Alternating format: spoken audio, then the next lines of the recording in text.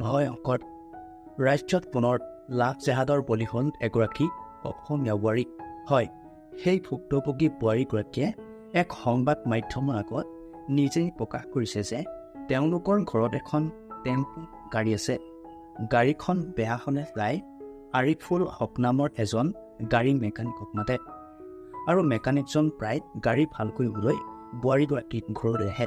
কিন্তু আজি 5 মাহমানৰ আগত আৰিফুল হক নামৰ মেকানিকজনে বোৱাৰীগৰাকীৰ ঘৰলৈ গাড়ী ভাল কৰিবলৈ আহি বোৱাৰীগৰাকীৰ এটা গা ধোৱা ভিডিঅ' কিবা কৌশলেৰে ৰেকৰ্ড কৰে আৰু ব্লেকমেইল কৰি বহুতো টকা পইচা লৈছে আৰু আৰক্ষীৰ কাষ চাপিলে হত্যা আৰু ভাবুকি দিছিল বোৱাৰীগৰাকীৰ পৰিয়ালক।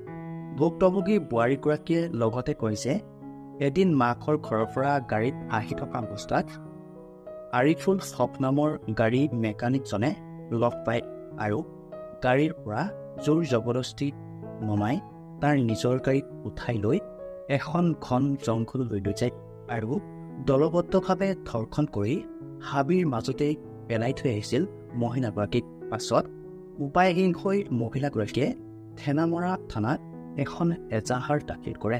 সঁচাকৈয়ে যদি আগতে এনে মানুহৰ পৰা সাৱধানতা অৱলম্বন কৰিলেহেঁতেন আজি এনে পৰিস্থিতি নহ'লহেঁতেন।